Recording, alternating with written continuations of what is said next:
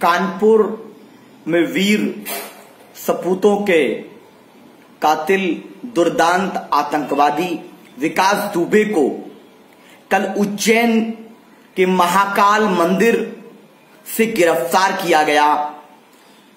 उसमें उत्तर प्रदेश पुलिस तमाम नाकाबंदी के बावजूद या क्या कारण थे वो गिरफ्तार करने में पूरी तरह से नाकाम साबित हुई, जिसमें उज्जैन पुलिस ने गिरफ्तार किया। और एक जानकारी के मुताबिक जहां से गिरफ्तारी हुई वहां कल ही वहां के इंस्पेक्टर को चेंज किया गया था वहां की जगह को, और सुबह 8 बजे गिरफ्तारी हो गई एक लेटर के मुताबिक। तो ये सवालिया निशान। उसके बाद खेल शुरू होता है तब कि एक दुर्दांत आतंकवादी को उज्जैन से उत्तर प्रदेश एसटीएफ के हवाले किया गया और लाया जा रहा था। और सुबह जब हम उठे तो जानकारी प्राप्त हुई कि गाड़ी पलट गई, उसने भागने का प्रयास किया और मार दिया। इसमें सवाल यह पैदा होता है कि क्या गाड़ी पलटी या गाड़ी पलटकर सरकार पलटने से बचा ली गई, कि इसके पीछे इसके साथ जिनके संबंध थे वो बड़े बड़े नेता और आला अधिकारियों से संबंध तो नहीं थे। ये सवालिया निशान है। और जब यही करना है तो फिर अदालतों की जरूरत क्या है, तमाम जजेस की जरूरत क्या है, पुलिस स्टेट बनाना क्या कहां तक सही है। एक दुर्दांत आतंकवादी पकड़ा गया तो उसकी जांच होना अनिवार्य था। और यह कहा गया कि जब गाड़ी पलटी तो घायल पुलिस वाले से पिस्टल छीन रहा था। यह सवाल पैदा होता है कि एक इतने बड़े आतंकवादी को जिसने बहादुर 8 पुलिस वालों शहीद किया हो, उसको खुले हाथ ला रहे थे, उसके हाथ पैर जकड़कर बेड़ियों में क्यों नहीं ला रहे थे। गलती नंबर 1। गलती नंबर 2, जब वो 2 होमगार्ड उसको पकड़ लिए वहां पर उज्जैन में, तो यहां पूरी पुलिस लगाकर उसको जिंदा क्यों नहीं पकड़ पाई।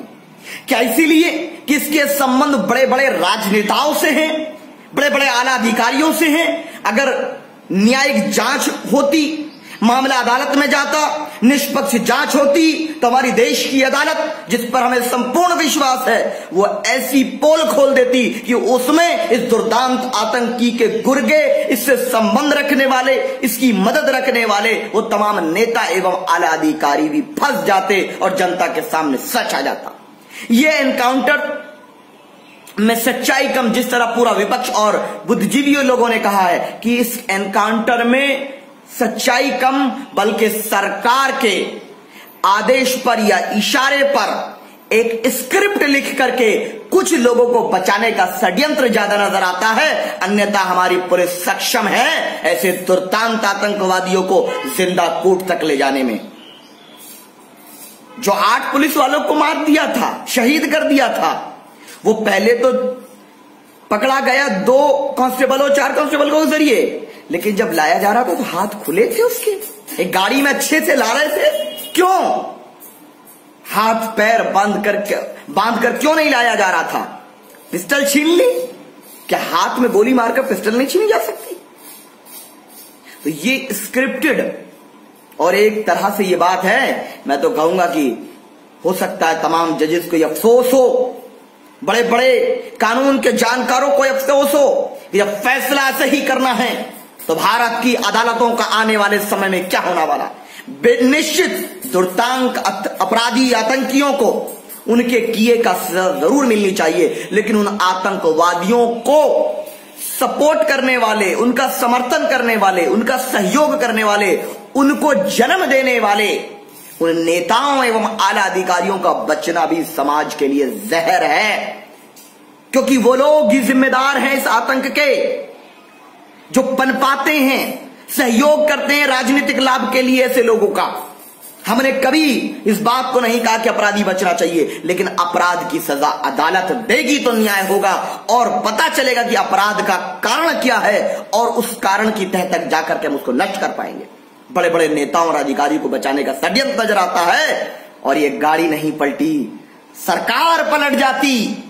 हम कहते हैं सरकार पलट जाती भारतीय जनता पार्टी की, ऐसे ऐसे संबंध निकल जाते, और हम इस एनकाउंटर की भी एवं पूरे प्रकरण की न्यायिक जांच की मांग करते हैं, जिससे पता चले कि कौन कौन लोग इस उत्तर प्रदेश के अंदर इस तरह का कृत्य नेताओं अधिकारियों से मिलकर के कर रहे हैं। जनता के सामने ये बात आनी चाहिए।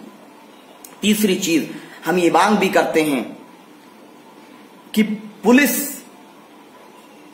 स्टेट के संबंध में कल मीटिंग होती है और डायरेक्ट ये चीजें हैं, स्क्रिप्टेड चीजों को लेकर के भी जांच हो कि देश पुलिस स्टेट नहीं बनना चाहिए, पुलिस स्टेट नहीं बनना चाहिए। हम भारत है और हमारे पास अदालतें हैं, अदालतें न्याय करने के लिए सक्षम हैं। पुलिस को अपना काम करना चाहिए, किसी के दबाव में नहीं करना चाहिए।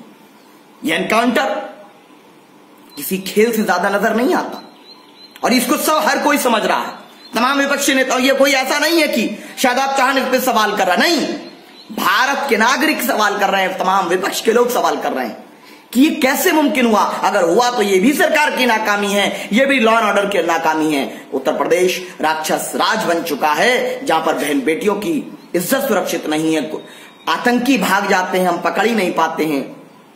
तीसरी तरफ जो मासूम प्रोटेस्टर्स हैं उनको हम लोग पकड़ लेते हैं, चाहे शर्जिल उस्मानी हो चाहे कोई, ठीक है, हम लोग किसी भी अपराधी के समर्थन में हरगिज नहीं हो सकते, लेकिन ये सब चीज नहीं होना चाहिए।